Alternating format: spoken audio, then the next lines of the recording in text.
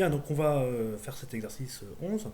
Donc, on vous dit, on prend grand A, une certaine matrice, 3 à 3, avec des coefficients un petit peu étranges, et U, donc l'endomorphisme de E égale R3 canoniquement associé. Donc ça veut dire quoi? C'est-à-dire que la matrice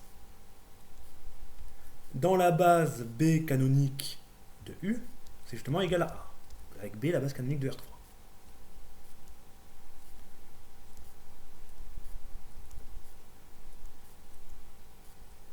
On nous dit, première question, calculer U de x, y, z. Donc, pour ça, on va noter petit v, le vecteur x, y, z, et on va appliquer le cours. Donc ici, nous, ce qu'on veut, c'est calculer U de v. Donc, U de v, c'est un certain vecteur que je vais appeler W. Et donc, si je note grand X égale la matrice dans la base B de petit v, donc ça, c'est déjà le vecteur X, Y, Z. Si je note grand Y, la matrice dans la base B de W, eh bien, je sais que grand Y égale grand A fois X. Ça, c'est le théorème numéro 1 qu'on a vu. Donc, j'ai plus qu'à faire grand A fois grand X et j'aurai grand Y et donc les coordonnées de U de V.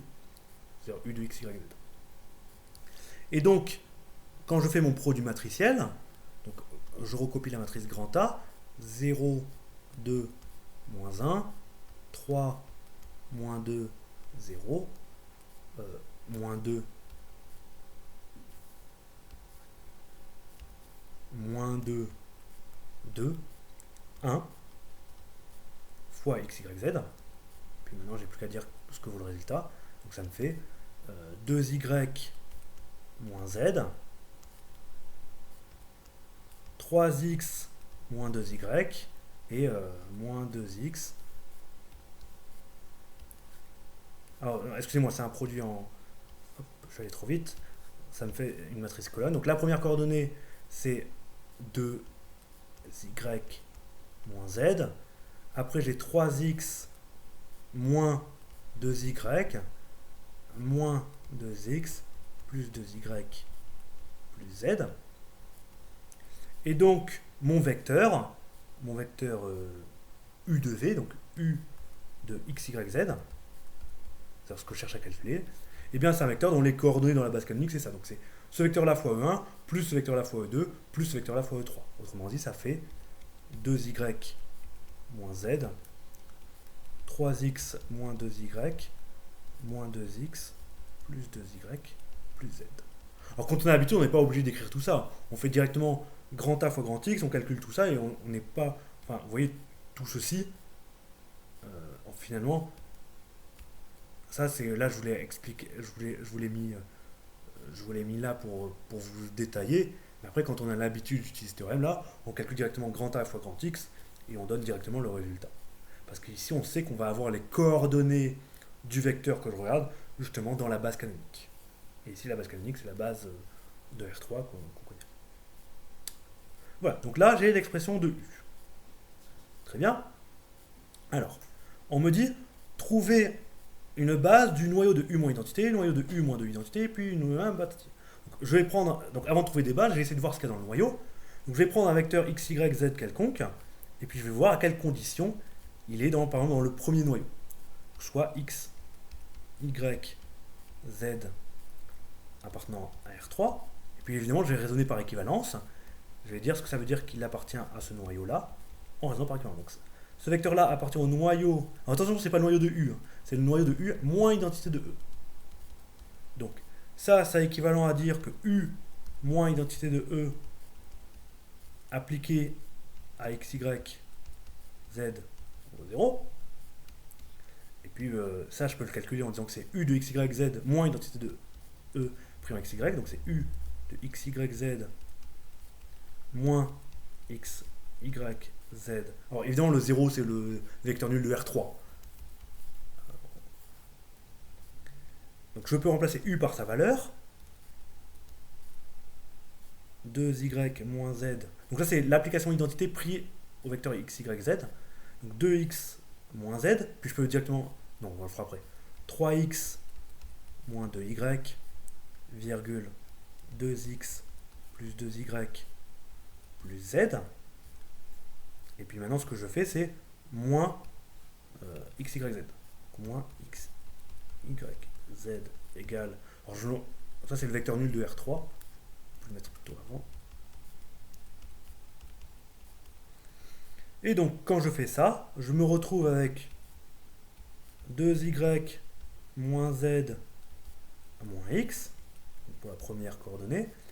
Là, j'aurai 3x moins 3y, donc sur la deuxième coordonnée. Et après, j'aurai 2x plus... là, je crois que j'ai un moins qui me manque. Il y a un moins là, il y a un moins là. Donc, moins 2x plus 2y plus z moins z, ça s'élimine, donc égale 0. 0, 0. Donc, si je continue à raisonner par équivalence, eh bien, je peux identifier, donc c'est 2y moins z moins x égale à 0, 3x moins 3y égale à 0, moins 2x plus 2y égale à 0. Alors, les deux dernières lignes, quand je fais passer x de l'autre côté par exemple, et que je divise par 2, ça me dit que y égale x. Donc ça c'est pour la dernière ligne. Et finalement la deuxième ligne, pareil. Donc je peux remplacer y par x dans la première ligne. Et donc je me retrouve avec du 2x moins x, donc j'obtiens du x moins z égale à 0. Et donc ça c'est équivalent à dire que x égale y égale z, qui sont tous égaux. Donc ça veut dire quoi sur mon vecteur x, y? Alors ce vecteur là je ne l'ai pas donné un nom, j'aurais pu l'appeler v. Ça équivaut à dire que mon vecteur v, en fait, ces trois coordonnées sont égaux, donc je peux tout remplacer en fonction de x par exemple. Donc, je peux dire que c'est égal, c'est équivalent à dire que c'est le vecteur x, x, x. Et ce vecteur là c'est x fois le vecteur 1, 1, 1. Autrement dit, appartenir à ce noyau-là, j'aurais pu mettre encore une étape de plus, ça c'est équivalent à dire que mon vecteur v, en fait c'est une combinaison linéaire du vecteur 1, 1, qui s'écrit, il appartient à vect de 1, 1, 1. Et donc là j'ai démontré que appartenir à ce noyau, c'était la même chose qu'appartenir à ce vecteur-là. Et donc ils sont égaux. J'ai vect, j'ai ker de U moins identité de E qui est égal à vect de 1, 1, 1. Voilà, donc ça c'était pour mon premier noyau. Et donc on m'avait demandé quoi? Ah, on m'avait demandé une base. Ah oui, mais là a priori j'ai qu'une famille génératrice. Mais ça, comme c'est un seul vecteur non nul, c'est forcément une famille libre. Donc une base, donc 1, 1, 1. Donc ça c'est un vecteur. Donc j'en prends la famille qui contient que ce vecteur là. Donc ça c'est une base de ker de U moins identité de E. Donc voilà, donc j'ai obtenu la première base demandée. Alors maintenant je vais faire les autres. Alors je vais juste voir ce qui va changer. Donc je vais juste y aller, je vais juste un petit peu corriger au fur et à mesure. Donc je vais corriger par exemple en rouge. C'est-à-dire quoi que le vecteur V appartient au noyau de U moins 2 identités. Donc ça veut dire que l'application U moins 2 identités pris en ce vecteur vaut 0, 0.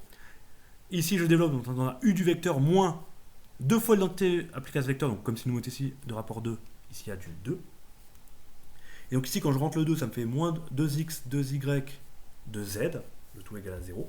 Donc là ça va un petit peu modifier, parce que maintenant du x, maintenant j'en fais moins 2x. Avant j'avais moins 2y, et je vais retirer 2y, donc ça me donnera 4y. Et avant, il y avait du plus z, et maintenant je retire un seul z, donc ça me fera moins z.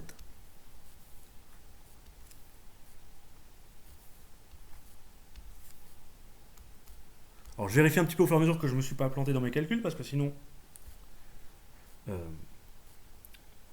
ça va pas marcher. A priori non. Et donc quand je vais identifier, ça va un petit peu changer mon système malheureusement. Ça me donnera ici du 2x, ici ça me donnera du 4y, et ici celle-là je vais complètement l'effacer. Parce que ça me donnera du moins 2x plus 2y moins z égale 0. Voilà. Alors, qu'est-ce que je peux faire? Déjà, je peux me rendre compte que la troisième ligne ne sert à rien parce qu'elle est égale à la première ligne. Donc déjà, ce que je peux faire, c'est effacer. Hop, là, on va un petit peu changer quand même, ça va changer. Donc la première ligne ne sert à rien, la dernière ligne ne sert à rien, donc je vais l'enlever. Et puis là, je vais exprimer z en fonction de x et y. Donc z, c'est égal, donc quand je vais passer de l'autre côté, ça me donne à 2y moins 2x. Et ici x, enfin y par exemple, je peux dire que y c'est 3 quarts de x. Et donc ici je peux remplacer y par 3 quarts de x.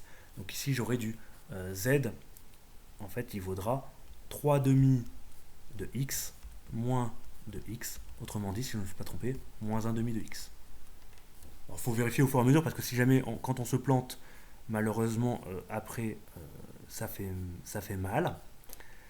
Donc z égale 2y moins 2x. Alors déjà, est-ce que je ne me suis pas trompé? Z, non. Alors, je remplace y par 3 quarts, donc ça me fait 3 demi de x. 3 demi de x moins 2x, ça me fait bien moins 1 demi de x. Et donc ici, quand je vais remplacer v, donc là j'ai encore une fois tout exprimé en fonction de x. Donc ici j'aurai du x, ici j'aurai du 3 quarts de x, et ici j'aurai du moins 1 demi. Bon, c'est pas un très beau vecteur de x, de x. Pareil, je peux factoriser par x, et donc j'obtiens x facteur de 1, 3 quarts, moins 1 demi. Alors si je veux un petit peu arranger, je pourrais même dire que c'est égal, et puis je multiplie tout par 4 dans ce vecteur-là, et donc du coup ça me revient à diviser par 4 devant, donc je veux dire que c'est x sur 4, et je multiplie tout par 4, ça me fera 4, 3, et moins 2. Et voilà.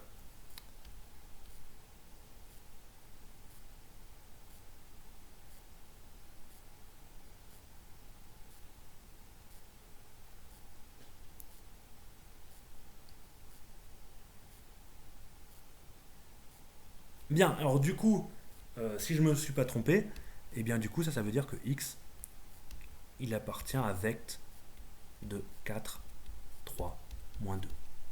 J'arrive à l'écrire comme un scalaire fois ce vecteur-là, et donc c'est une combinaison linéaire de ce vecteur-là. Et voilà, donc j'obtiens encore une fois une famille générale. Donc j'obtiens ici que, comme c'est équivalent à dire que le noyau de U moins 2 identité de E égale vect de 4, 3, moins 2, en espérant que je ne me suis pas trompé. Et donc, comme c'est un seul vecteur non nul qui est dans cette famille génératrice, il est forcément libre aussi, donc c'est une base. 4, 3, moins 2, c'est une base de ker de U moins 2 identité de E. Enfin, dernier, donc c'est plus 4, donc cette fois-ci, donc je vais corriger.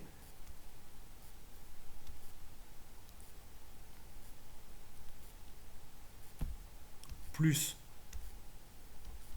4 identités de E, donc je refais plus 4 identités de E, donc ça fait plus 4 ici, donc ça fait plus 4, 4, 4. Donc le premier, il va avoir du plus 4x.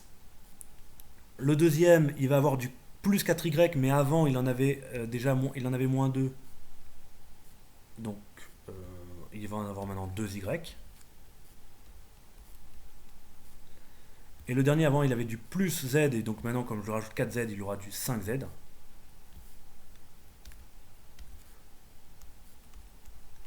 Et donc, quand j'identifie, ça me donne un nouveau système à résoudre. Alors, c'est pas toujours rigolo à résoudre, on est d'accord. Mais bon, c'est comme ça. Plus 4x, plus 2y, et plus 5z.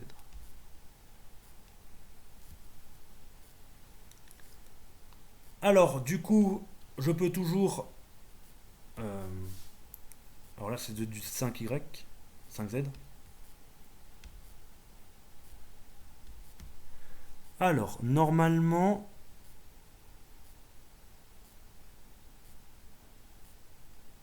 une de ces équations-là devrait ne servir à rien.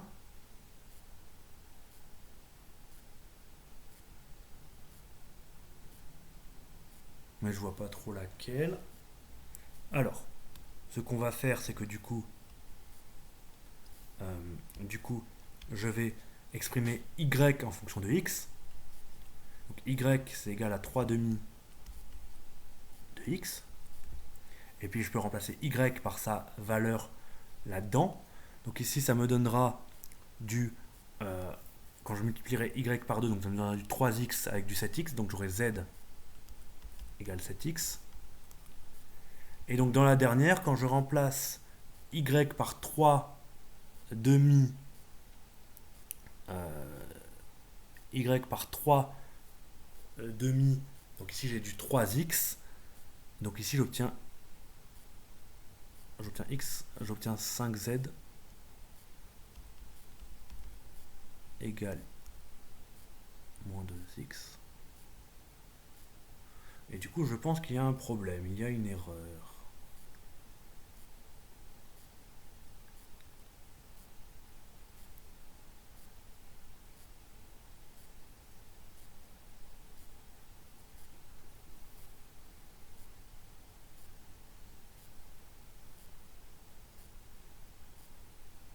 Alors déjà ici c'est un plus. Hop. Ici quand j'identifie j'ai mal écrit. Ici c'est un plus 2y. Donc déjà ça me dit que y il vaut plutôt moins 3 demi de x. Donc quand je remplace dans la première équation y par moins 3 demi, du coup j'ai du moins 3x plus 4x, donc j'en ai 1x, donc j'ai moins z plus x égale 0, donc j'ai z égale x. Et quand je mets dans la dernière équation, donc j'ai que y, donc il vaut moins 3 demi de x, donc ici il vaudra moins 3x, moins 3x moins demi, donc ça fait moins 5x, donc moins 5x plus 5z égale 0, et quand je simplifie par 5, ça me dit aussi que z égale x. Donc la dernière ligne me dit aussi que c'est équivalent à z égale x. Donc, je peux remplacer, comme d'habitude, et donc je peux dire que ça c'est le vecteur x, le vecteur moins 3 demi de x, x. À nouveau, là ce que je peux faire, c'est que je peux factoriser par 3 demi de x pour que ce soit légèrement plus joli. C'est pas obligé, hein, mais c'est un peu plus élégant. Donc c'est 3 demi... Non, c'est x sur 2, pardon.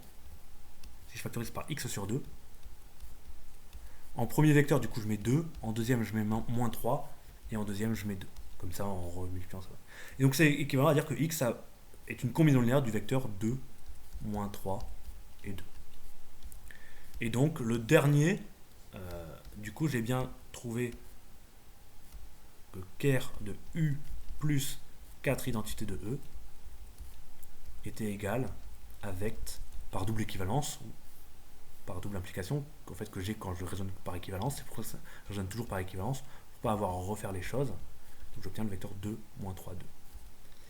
Et donc j'obtiens bien du coup mon dernier vecteur, et donc je vais bien trouver une base même de ce noyau. 2, moins 3, 2 est une base de ker de u plus 4 identités de E. Et voilà, je crois que ça répond à la question posée. Alors, question numéro 3, montrer que la réunion de ces bases est une base de... Donc je vais appeler B' cette réunion. Donc je prends à chaque fois toutes les bases, pour être plus précis, ce serait la concaténation. Donc je prends, donc ça me fait une famille, le premier vecteur c'est le vecteur 1, 1, 1. Le deuxième vecteur c'est le vecteur 4, 3, moins 2. Et le dernier vecteur c'est le vecteur 2, moins 3, 2. Et donc il faut démontrer que ça c'est une base. Bon, je vous laisse démontrer qu'elle est libre. Pour démontrer qu'elle est libre, vous prenez 3 réels, comme d'habitude.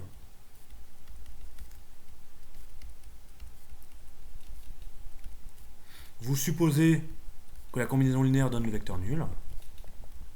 A égale 1, 1, 1, plus B fois le vecteur 4, 3, moins 2, plus le vecteur C, le vecteur 2, moins 3, 2, égale à 0. Et puis vous calculez tout ça, vous identifiez, vous résolvez le système de 3 équations à 3 inconnus, et vous aurez après calcul A égale B égale C égale 0. Ce qui vous démontre que BS est libre. Et puis comme il y a 3 vecteurs, et que c'est la dimension de R3, tout est fait pour que ça marche, bien évidemment. Et bien du coup on peut dire que B' est une base de R3. Question suivante, on me dit de trouver la matrice D de cette base, donc la matrice de U dans cette base. Donc D, la matrice de U dans la base B'. Et donc, alors ces vecteurs-là, je vais peut-être leur donner des petits noms. Je peux les appeler F1, F2 et F3. Et donc, comment je vais obtenir cette matrice? Eh bien, je vais devoir calculer U de F1, U de F2, U de F3. Et attention, il va falloir exprimer ces résultats-là dans les bases F1, F2, F3. Alors pour ça, ce que je vais me rappeler, c'est que le vecteur F1, il appartient, puisque c'est c'est la base du noyau, donc il était dans le noyau de U moins identité de E. Ça veut dire quoi? Ça voulait dire que U moins identité de E, de F1, était égal à U de F1 moins l'identité de E appliquée à F1, donc moins F1, égale au vecteur nul. Et ça c'est génial. Pourquoi c'est génial? Parce que si je fais passer le F1 de l'autre côté, j'ai que U de F1 égale F1. Et donc si je cherche à décomposer F1 dans la base F1, F2, F3, bah ça va pas être très compliqué. Je vais dire que c'est une fois F1 plus 0 fois F2 plus 0 fois F3. Donc ici j'ai 1, 0, 0. Je peux passer au deuxième. Donc le deuxième, F2, il était dans le noyau de U moins 2 l'identité de E. Je peux dire que U moins 2 identité de E appliqué à F2, ça vaut 0, le vecteur 0, 0, 0. Mais maintenant, quand je calcule ça en développant, ça me donnera U de F2 moins 2 fois l'identité appliquée à F2, donc moins 2F2 égale le vecteur nul, le vecteur 0, 0, 0. Et donc quand je fais passer le vecteur 2F2 de l'autre côté, j'ai que U de F2 égale 2F2. À nouveau, il faut maintenant que je décompose ce vecteur-là dans la base F1, F2, F3. Mais ici, je peux dire que c'est 0 fois F1 plus 2 fois F2 plus 0 fois F3. Donc dans la deuxième colonne, j'ai du 0, du 2 et du 0. Enfin, un dernier vecteur, F3, appartient au noyau de U plus 4 identités de E. Eh bien, on aura U plus 4 identités de E appliquées à F3 qui vaut le vecteur nul. Et donc ça, quand je développe, ça me donne U de F3 plus 4F3 égale le vecteur nul. Et donc quand je fais passer le 4F3 de l'autre côté, il apparaît avec un moins. U de F3 égale moins 4F3. Et donc si je cherche à décomposer ce vecteur-là dans la base F1, F2, F3, et bien là ça tombe tout cuit. C'est 0 fois F1 plus 0 fois F2 moins 4 fois F3. Et donc dans la dernière colonne, je mettrai 0, 0, moins 4. Et donc j'ai bien trouvé la matrice D. Enfin, du coup, on dit quel est le lien entre A et D. Donc ça, évidemment, il va falloir appliquer la formule de changement de base. Donc A égale P, D, P-1. Mais il faudrait dire qui est P. P, c'est la matrice de changement de base de la base canonique vers la nouvelle base. Donc il faut que je prenne chacun des vecteurs de ma nouvelle base et que j'exprime leurs coordonnées dans la base canonique. Donc ici, le premier vecteur, c'est le vecteur 1, 1, 1. Et donc 1, 1, 1, je peux dire que c'est une fois E1 plus une fois E2 plus une fois E3. Ou E1, E2, E3, c'est la base canonique. Donc ici, j'aurai 1, 1, 1. Le deuxième vecteur, c'est le vecteur 4, 3, moins 2. Donc c'est coordonnées de la base canonique, c'est 4, 3 et moins 2. Donc la deuxième colonne, je mettrai 4, 3 et moins 2. Enfin, le dernier vecteur, c'est le vecteur 2, moins 3, 2. Donc j'aurai du 2, moins 3, 2. Et donc, j'ai bien ici la matrice de base. Donc ici, c'est P. Alors, j'ai oublié de dire qui était P. Pour appliquer le cours, c'est que P, c'est la matrice de changement de base, donc de la base B à la base B'. Et donc, j'ai ma matrice P. Et donc, A égale PDP-1. Évidemment, si je veux calculer A puissance n, et bien maintenant, je peux facilement A puissance n égale P D puissance n fois P-1. Et D puissance n, je le connais, puisque D, c'est une matrice diagonale. Donc, voilà, je peux facilement calculer ses puissances. Donc, c'est 1, 2 puissance n, 4 puissance n, 0, 0, 0, 0, 0, 0, P-1. Et là, tout ce qui me resterait à faire, c'est faire le calcul. Donc, P fois cette matrice, c'est facile parce que j'ai P et j'ai cette matrice-là, donc je fais le produit. Et le problème, c'est que j'ai pas P-1. Donc, j'inverse P-1 par Gauss-Jordan et je fais le produit des deux matrices que j'obtiens. Et comme ça, après, j'aurai A puissance n, une matrice avec les coefficients ici qui dépendront de n, évidemment. Et donc, j'aurai calculé A puissance n complètement. Donc, je vous laisse finir ce calcul. C'est à faire, mais c'est juste du calcul et donc vous en êtes parfaitement capable. Voilà.